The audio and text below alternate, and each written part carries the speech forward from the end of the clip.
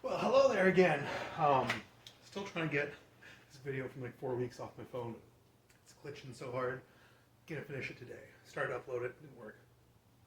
But that's neither here nor there. It's gonna be cool. Hopefully I'll get it done today. Hopefully I'll get this one done today too. So this is my newest Sunday Salvage Skills one. I did a little short one last week. This one will be probably pretty short. Can you see this? You can kind of see this. This is the fork I'm working on. I got a real busy week or two. I started building a new frame. Finished some repairs on some people's bikes. This is a cool XO3 Bridgestone early 90s fork that had a damaged and then broken and then damaged again candy boss. So I did new candy bosses. Spaced them out from the horribly narrow 65 millimeters from back in the day, 64 millimeters, to 80 millimeters, so they'll fit vintage brakes, modern brakes. You can fit a wider rim, which what everyone's into now.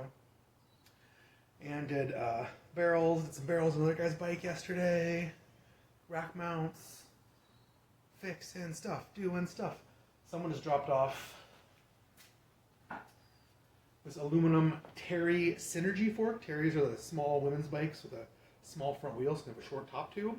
But she needs disc brakes, she needs hydraulics, she's a really short, nice old lady. She's probably in her 70s. Wants to keep riding this bike, has some e-bikes and some dumb stuff too. Wants to still be able to ride a road bike and not feel horribly slow and not be able to be scared of going down hills. So she gave me this, and I'm going to figure out a way to make some disc blades work. And hopefully this crown and steer, 'cause it's a hollow crown, she wants it to be light. It's a hollow crown, it's got the rake built in, which she didn't really care about. But all my disc blades seem way too long, because disc blades you want to use the bottom because it's real thick, but you need to use the top to fit inside the crown correctly. So I might have to do something weird, we will see. I'm going to go to Frame Builder Supply tomorrow and see if he has any solutions or magic disc blades that are extra short or anything weird. Or maybe buy some really expensive Columbus ones. I think they're a little skinnier all the way, and if use a regular dropout in the bottom, even if I cut several inches off the bottom. The disc blades I have are the old Nova ones that are really big, need a specific dropout, so I can't cut any off the bottom, and I can't cut any off the top because the blades are so short. I'll figure that out this week. I'll do some posts on Instagram about it. It'll be cool. But that's neither here nor there. All these fun projects, the new frames and things. Hoping to do a batch of bikes after this new frame. We'll see. Let's look at the stuff I scored. So I got the Sunday Salvage stuff I got today. I also have a bin of random things that have been kicking around forever in a house I need to rent here. So not really new. I've had this for years, but it's like a face shield for like a brazing mask. I need to get it to the shop. Probably had it in a box at home for like 6 years. But I did a few new things recently-ish that have just been kicking it. I didn't even open this box. That's cray-cray. That's cray. Some paper. Oh. Beautiful.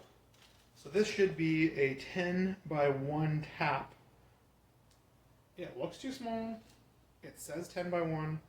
Hopefully it's 10 by 1 for derailleur hangers. Clumsy threads. I couldn't find my 10 by 1 the other day. I don't know if I can still have one. I have a couple of Pittsburgh tap and die kits from like Harbor Freight, and they have 10 by 1.5, 10 by 1.25. Not right, 10 by 1. It looks so small. What else? That's a crank. Stuff I took home the other day for something. Never been. I also ordered these taps. Oh no, these are, I can't help but look on eBay all the time for vintage frame building stuff. It's got a bunch of these. They're old Italian seat stay caps. They're for the really skinny, sweet tubes. Nice long flat and a little flat, so I think you can put them on either way. They're solid machine steel. They're only hollow, like drilled out to about here, different steps. They're gorgeous. The bike I just worked on yesterday and did rack mounts on, it actually had these seat stay caps on it. Some cool vintage Italian mid-80s bike. So I got them to play with them to see if I like them. Because if I do, I think he won $14 for 2 pairs of these. That is a good price. The new ugly modern ones that I'm not really that into are like $14 per pair. So if I like them and I can still get skinny enough road seat stays for them, I might buy a bunch of these for a new batch. They really have a unique look. They're not totally flat on this side. They're like sloped a little bit and then flat. This side's machined just a little bit for the lug. Might even be able to bend the tips on them and make them look really cool. So I'm hoping these will be awesome if they are. I might buy $150 worth of these or something. I might buy like all of them he's got. And to use my new old stock dropouts to make some cool batch bikes with parts that no one else has. Because I am into that stuff. A customer a little while ago needed a seat tube reamed out. He was positive it was 26/8, which is a real common, like really 80s Japanese size. It basically means that the seat tube is butted straight gauge all the way up. So instead of being like, 0.5 thick at the bottom and then butting out to only being, or like 0.8 thick at the bottom and butting out to being 0.5 millimeters thick at the top, so you get a 27.2 seat post in. It's just that 0.8 all the way up. So I went ahead and had to order for my C2 reamer. I had the Cyclist one, which you could get here from it. You can't anymore. You got to find them like in Italy and random bike websites in like Italy and Germany and stuff to find these tools. So I went ahead and ordered a 26/8 one. The shipping was gonna be like $60. The thing was like $50. And while I was at it, I also ordered a 25/4 and a 31/8. So I think I'm gonna be able to use this. I'm gonna start making stems again. I never really got that into, never the right reamers. So I can ream out bar clamps to either 25/4 or to 31/8, so we can ream out the inside of the tubes to 31/8 to fit. So, spent I think I charged them $150 to ream it out and do some other little stuff, and spent like $200. But I got some of these. I already have one size I need. I have the 28/6, not 26/8, so that's inch and an eighth. So I have all the stuff I need so I can use these to ream stems. I'm actually so afraid of building stems that are going to be slightly wonky or not clamped just right. A lot of guys don't use them, and then the stems don't clamp just right, a little mushy, so I can go like a slightly thicker tube and ream it out just to size, and I'll be happier. So that's this junk more or less. Here's my Sunday salvage sale stuff. I got one half of one bag. Killing it bag. BMX Gary found this in the free box. It's like a goofy old 80s duck bill. You gotta see this. Duck bill. So you can wear it like under your helmet without wearing a whole hat. And I do overheat in the summer, but I really do like having a bill. It's like 80s. Oh, it smells mildew. I'll give it a wash. I'll see if it's savable. It might be savable. It might just be trash. I dug through all their bins. There's a zillion bikes, which I love. So everyone else ran for the bikes. I don't have room, so I just go right to the bins. Start digging. Here's a set of black. I don't know which ones are. That might be campy or something weird. Like black down tube Shift Boss barrel adjusters for STIs or thummies or whatever. Here is one vintage freewheel in a bag. There's one big bin they put out. They clearly didn't go through it all. It's always my favorite. So this is a Suntour Pro Comp Gold 5-speed freewheel. It looks like it's got a lot of wear, so it may or may not be any good. But, all freewheels are hard to get, especially the Suntour ones. So I grab them up, especially sometimes there's like, all freewheels are junk. They throw in nice ones with like zero wear in the teeth, and they're worth $40, $50. This is a weird thing, like 6 different people asked me what it was, and I finally just bought it. So it is just the old internal axle from SumHub. Does that say 130 on it? That's hilarious. Doesn't make any sense. I guess you could probably spread it out to 135. This has got one big cog, like pulley put on it, so it's a dummy axle, so you can put it into the back of a bike and be able to spin the cranks, check the shifting, clean the chain without the wheel in. And it's also got one of those disc brakey hydraulic things like pre-mounted to it, which is sweet. So if I want to pull the back wheel out of a disc brake bike, people come in and just grab your levelers, blow your pistons out. So it's always set piston there and set it up on the brake, and I can work on the bike or play with it. Whatever. Whatever, literally. This is a score. These are 2 brand new in the box, brand new in the packaging. Disc brake adapters? I don't actually understand what's happening here. They might just be center lock covers. They look like they're center lock to 6-bolt adapters, but like, are they? It's got the center lock thing, but it's just got like weird pins in here. I don't know if I take those out and put in bolts. I honestly don't know. Let me know if you've ever seen these or know how to use them, because I really don't. Ugh. Comes with a sticker. It says Hunt. So maybe I'll Google Hunt and see if I can find some info on them, because maybe they're just covers. Maybe they're adapters. What would hold them on then? How would you adapt? I don't know. I don't know.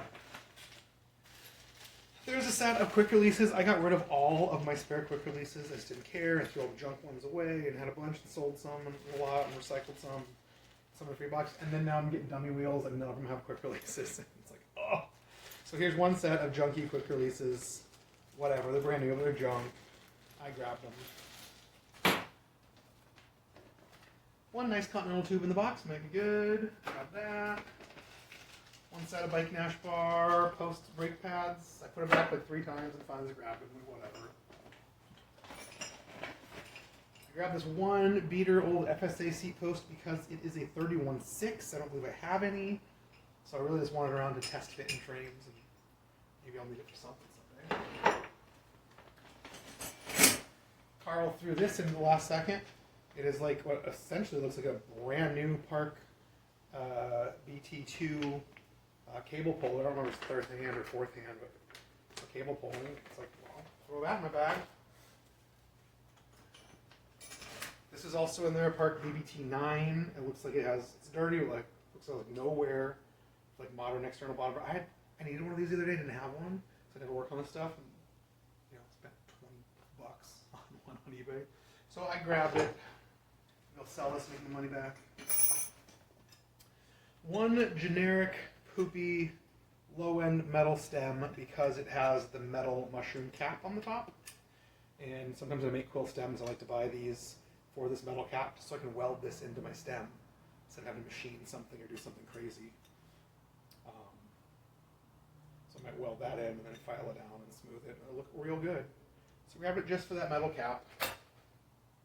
Sometimes I'll use the wedge or the quill bolt. Usually I can buy brand new Nitto ones just because they're prettier and nicer. They're not very expensive. Got one other tool. It is a Wrench Force 1315. So those are the 2 best cone wrench sizes. It's not mangled at all. I probably have way too many of these, but I don't care. There's one 1-inch headset in there. There's 2 lock rings. The chrome one, I grabbed them because why not? Doesn't change the price of my bin. I got this one stem if I don't need it all. It's a Sakai, it's black, it's regular sized. It's a little scruffy, but it's got the little roller wheel. And that bolts on and off. I don't know, I just couldn't help myself. I need to stop grabbing stems, but I couldn't help myself. I found one of these and somebody else found 2 of them and then decided they didn't want them, so gave them to me. But these are like from a single speed wheel kit, so they go on any cassette body, so 7, 8, 9, 10, 11 speed cassette bodies for road. You can slide these on, just put spacers on both sides to space them out to make single speeds. And they're brand new, 14, 15, 16, and things are between $5 and $15 a piece, new. So that's exciting. I have a few, but I'll need them eventually. A friend needed one the other day. And here is what appears to be a brand new, in the sealed bag, spacer kit, probably for those. Just a bunch of real thick cassette body spacers, probably for it. You try and buy these kits separately now, they're like $40, $80, like ridiculous. But they always put them out of the old salvage, and I just slowly piece them together and make my own kits. I think these are. Yeah, I think it's 4.5, right? To put a 7 seats cassette on 8, 9, 10 speed wheel, which is a real common thing people need on vintage bikes all the time. You have to buy a modern replacement wheel. They still want their 7-speed shifters and all that stuff. These are 4.5. I thought they might be. They are. So these are like $5 or $6 a piece retail regularly. So I'm probably going to charge $4 or $5 a piece for them. That is hot. 1, 2, 3, 4, 5, 6, 7, 8. It might take me 10 years to go through them. When I had a real bike shop, and I was working on a lot of commuter bikes, a lot of people's old bikes. I was definitely using at least 1 or 2 of these a month. So there's a year's supply of them for me now. I dug the junk bin, and there was this one cheapo matching short BMX-y style lever set. They're like black, kind of round and weird, little silver. They're absolutely nothing special, but they're short pole. It's so hard to find short pole brakes anymore. This will be great for a fixie. My friend has a bike, BMX Gary, was just talking to me about that he has really nice levers. He bought like a road bike that has some nice BMX levers he wants on it. So I'm like, dude, I got these. If you can't find anything, just bring it over. We'll swap these dudes right on. No problemo. 5 minutes in and out. Otherwise, I'll sell them for 10 or 15 bucks or something. The short pole. One little bag with a couple of brand new M5 bolts. Little domey roundy heads. I couldn't grab it. Somebody else found this and was like, oh, you'd like this. This is a Nitto quill stem adapter. It looks like it is 22.2 to a 1-inch threadless. These are like 60 bucks brand new. It's covered in grease, but it is not scruffy at all. It looks amazing. So I will clean that off and put it in my stash, and someone's going to want it for something. Someone's going to want it for something. I was digging through another dirty bin. Look at this. 2 Campagnolo Record low flange hubs. Oh, this one's TPO, but this one's Record. They don't feel particularly smooth. This one's English threaded. It's got all the correct hardware. It might be junk.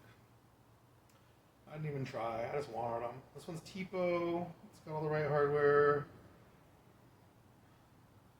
It actually feels not too bad.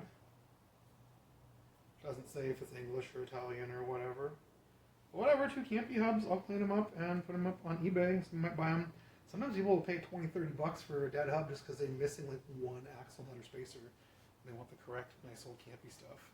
This one feels rough. I'd have to open it and see. And they're dirty. About 10 bucks on them. I'll get more than that on eBay. And I grabbed one more junk, dirty. Oh, right. Sorry, that video cut off. I had a old BB7. I think that was the last thing. I probably ranted for a minute. Basically, just trying to say thanks for watching. But I did go get some more stuff today. I dropped $357 on stuff today. So might as well show it off. It's a little bag. A customer, a nice lady. She's probably in her 70s. She has some hand strength issues. She lives on a hill. She's got an e-bike, but she really misses and loves her Terry Synergy. So the Terry Synergy is the 24-inch front wheel, so it's got real short top tubes. It's really short. It's probably 5 feet, maybe.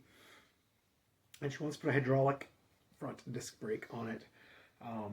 There are no forks available for that. She's been looking for a long time. She found like a kid's bike cross fork, but the steer was way too short. She brought it in. We're talking about maybe lengthening the steer.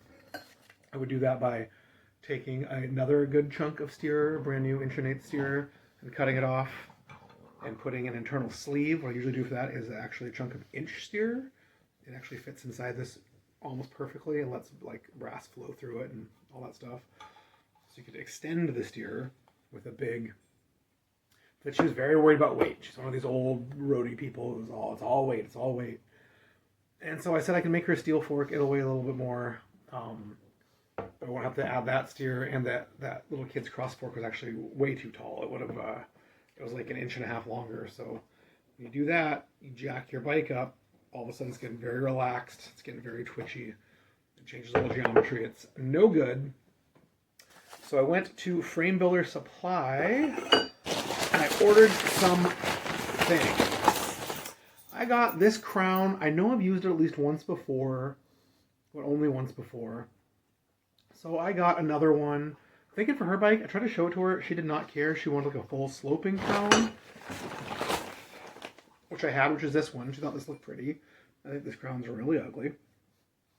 Looks very 2000s and cyclocross to me. Trying to look like a 70s crown. It is hollow, so it's light. But this crown is only for straight blade forks, and she said she liked the bend in the fork. But whatever would work. This crown's light, and I have a couple of them just sitting around. It's hollow. So I would be happy to use it and get rid of it. I got this one as a backup. It's not quite as insanely wide. She's going to switch. This takes a 520 24-inch wheel. She's going to switch to I think it's a 507 20-inch wheel. So it's going to be a smaller rim, like doing a 650B conversion on a 700C bike. And then she could fit a fatter tire, because this, I think, fits, a 25 millimeter tire only. So she can do that, so she can fit a 1.5. So I want a kind of wider crown for 1.5, which is about 38 millimeters. And I use these all the time on 650B 42s and fenders. They're a little tight, they're only 50 millimeters wide, but it should be totally fine for that 1.5, especially with no fender. She's also going to have to figure out what kind of crown race to use. I don't know if this one comes off or is pressed on. Some of these carbon forks, have them like, I don't know, that'll be a mechanic's problem. I can figure out a new crown race for whatever headset she has, or get that one off. I don't want to. So I got this guy. She wasn't that super thrilled on the biplane, but I'm like, it's actually lighter. It looks cooler. Maybe I'll cut some stuff up on here. I don't know. So I ordered one of those. I got an ounce of silver for the new custom frame I'm working on. Here's some pictures of that. I've been working on it for like a couple of days. Got it in the jig today, so I got all the tubes actually mitered and in phase, and the lugs fit, and everything fits and lines up and is where it should be. I did the same mistake I keep making and always forget to make, where it always looks like I've cut the down tube like 3 millimeters too long. I file the last 3 millimeters off, I'm going to put it in the jig, and it's like 3 millimeters too short. Luckily it's inside like the bottom bracket shell socket, so it can slide out a little bit and still have tons and tons and tons of contact. But I need to write myself a note to be like, bro, do not file this shorter. Wait until you test fit it to see if you're going to file it shorter. You have everything mocked up on the drawing. I'm like, oh yeah, it fits perfect. Oh, that's sticking in the bottom bracket shell too much. I always need to take a couple millimeters off. No. Cool. So an ounce of silver, that's like $50. What else did I get? Ooh, I got the Pacente. This is going to be for the next, so it takes a 31.8 down tube instead of a 28.6 down tube. And but it does take a 26.8 seat tube for regular 27.2 seat post. It's got oval sockets. A lot of people think that oval sockets aren't stiff enough. I've never had that be a problem with high quality Columbus chainstays. I have had it be an issue with cheapy stays, but I use good stays. And I wanted to get this one because it's the matchy for the Pacente lugs, and because they're single oversized lugs, and because I want the oval stays, because I need more room for chainstays. That's something else I did today. Is on the new custom bike I worked on bending the chainstays, so I put them in an arbor press, and I used a little plumber's elbow and made a little. I just like drilled and tapped it and got a bolt and threaded in there and cut that of the bolt off so it plugs in my arbor press. Bending chainstays, adding big dimples so they will clear the tires. So I did this overhead drawing of what the tire and chainstays look like from above, so I could make sure that I have the correct clearance. I did this one, the first circle is for 650B42. The bigger half circle is for a fender, about a 53 millimeter fender, and that's if it's a deep one, like Honjo's, but like Velo Orange and a lot of other things are way, way shallower. And so it wouldn't even affect it, because I do like to sink my fender all the way down past my chainstays, down a few inches under the bottom bracket shell. So like I stop their fenders here, and I like mine to be down like here, because it keeps all the spray and muck from getting all over your chain rings. It keeps your whole chain and chain rings and everything insanely clean. It's just a really cool trick. That was Pacente crown. Oh, I guess I should show you this. I went and picked up a steer tube, because I only have 1 1/8" steer tube in stock. I'm going to make a fork for my bike this week and make a fork for this lady. And they had these Columbus lighter weight steer tubes, and I picked up an axle. I'm like, oh, this is really light. This, oh yeah, there's a light one and a regular one. The regular one's like, I think over a pound, and this one's like, 2/3 of the weight. It's noticeable. This lady's wanting to shave some weight. I bought it for her. I just have to raise the price of the fork a little bit. I told her my base price is like $350, and its disc and other stuff's gonna be a little more. And the blades I have aren't gonna work. So let's look at that. So I have the old Nova blades, which I did not bring with me, but they are a long disc fork blade. They're super fat. They have a special super fat drop-in that plugs in for a disc. They're extra thick, extra fat. These are the new Columbus rakeable disc blades. They make them straight, and I would prefer that, but it's out of the straight ones. So these are the I think they also make a 35-degree bend and a 45 degree. These are the 45-degree bend. That should be totally fine for her road fork. So you got to pay extra for the pre-bent. They're not as thick as I thought they'd be. They're barely any thicker than regular fork blades. These are the disc ones, right? I better call Tony and ask him before I start cutting to him. I'm positive these are the ones he showed me. The pre-raked disc blades. But God, maybe I'm crazy. But I picked these because fork blades taper. And these ones, the taper doesn't start to like here. All the other ones, the taper started like way up here. And this for a really small wheel. So I was like, I have to try and cut into this tapered part for the crown. And would not work. This is so tall, I think I should have no problem getting the crown on here in a safe spot before the taper starts. And it looks like this is all totally straight to about here before it's tapering. So it definitely cut some off the bottom too. Every other blade in the world, like you use the plug-in style dropout, you can't cut any off the bottom. It fits already. You cut it off and all of a sudden everything's loosey-goosey. And you have to make shims and braze those in and trust brazing on brazing on brazing. I'm not a fan of shims. I don't do shims.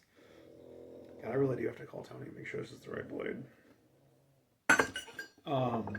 Pretty sure it is. It's so huge and oversized. It's definitely for disc. It's extra thick, and the diameter is bigger. It makes it so much stronger.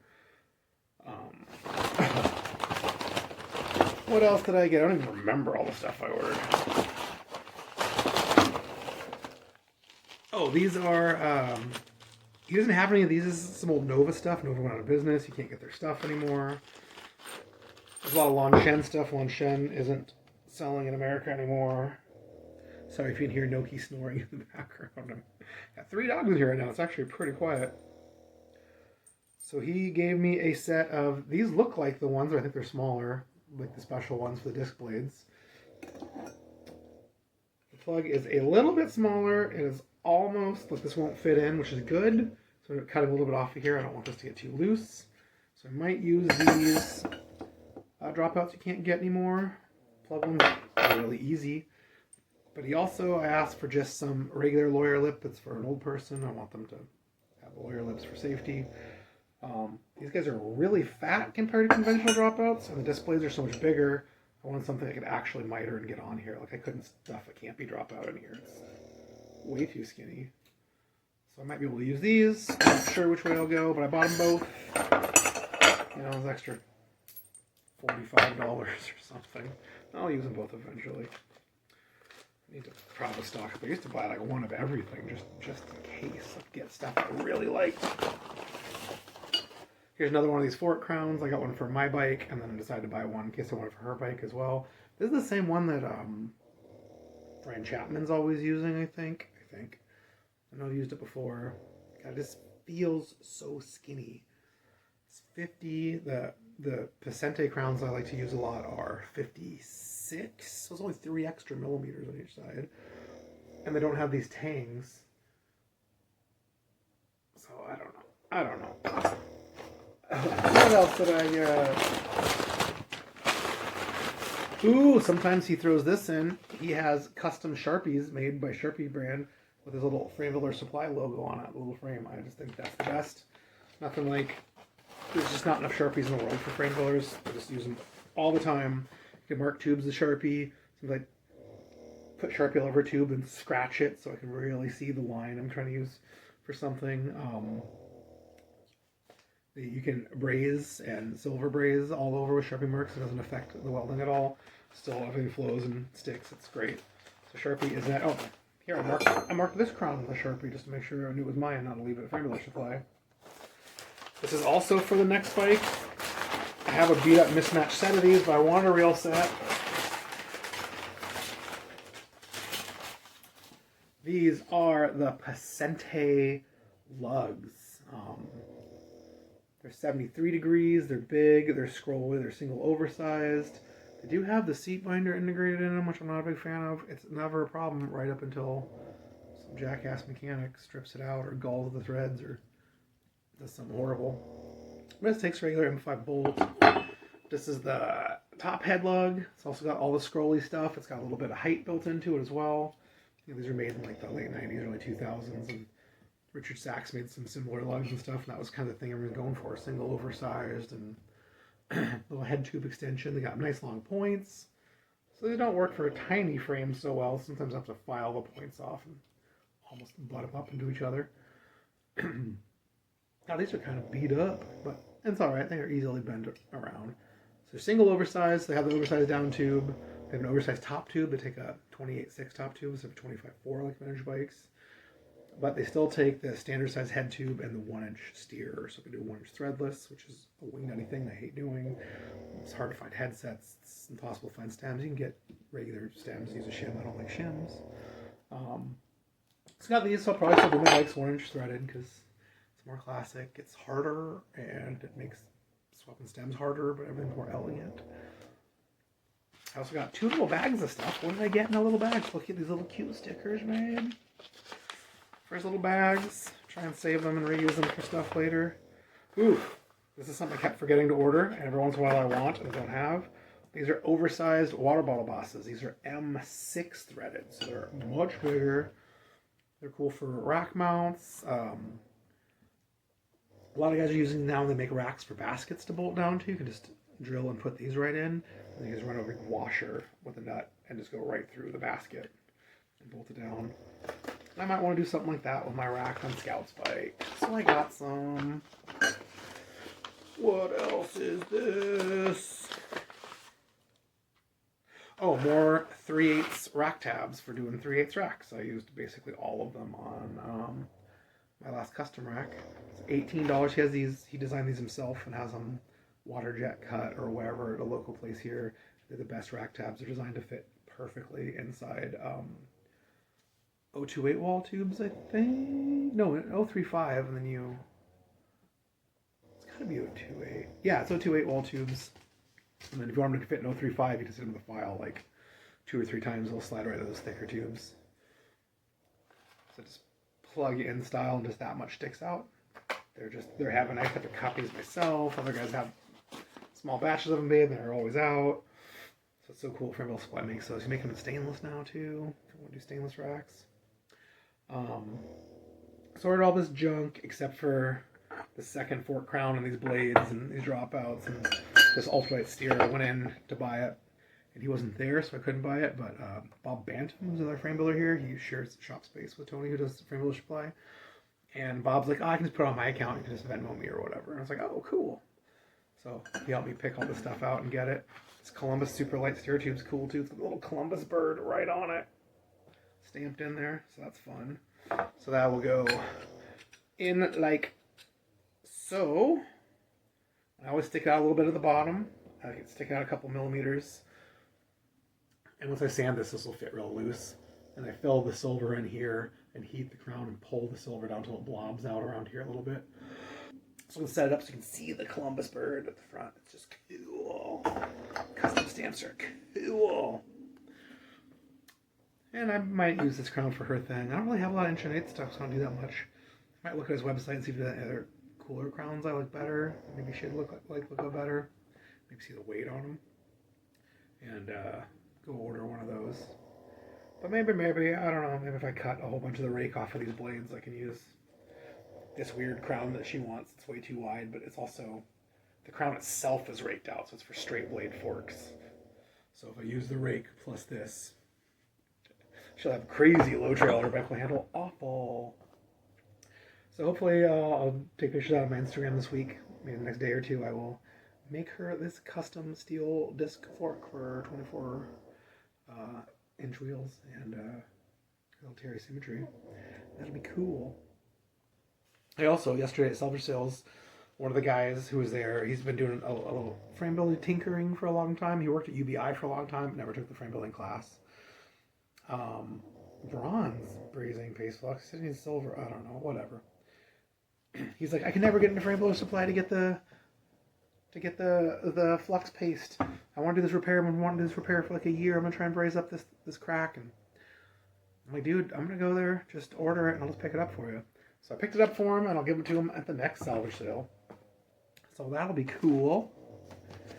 Anyways, yeah, that is my scores so far this week, and I I've had a lot of projects this week. A lot of bikes picked up.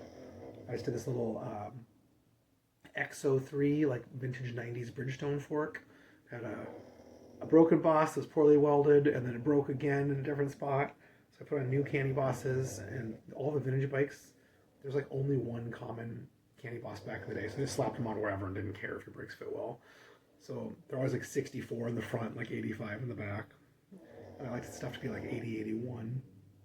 So I put new candy bosses on at 80 millimeters apart, like 3 or 4 millimeters lower so the brakes would hit better. People always praised all vintage brakes on way too high, like borderline way too high. Just got those on and got some rack mounts on, and he picked that up today, which is really cool. So I'm keeping stuff moving. I've been working on my custom frame, just mitering a tube or two, cleaning a lug, getting everything ready. I got it in the jig today. Seems like it fits fine. It's always a lie. Once everything fits fine, you pull it all apart to clean and flex everything. We go to put back in, nothing fits again. You gotta futz with it for another hour. Do tons of little minor adjustments. So that'll probably be part of tomorrow. That and work on this fork. This fork will take me, a couple of days at a couple hours a shot because I get bored of a project, don't want to work on it. I'm like, ugh, move on to the next thing. I can see Hopper crawl up here. He's in the window. So thanks for watching, and I will post more cool pictures of the projects as I go. I still got lots of other stuff to do. Snoring. Anyways, thanks for watching. Go take a nap, I guess.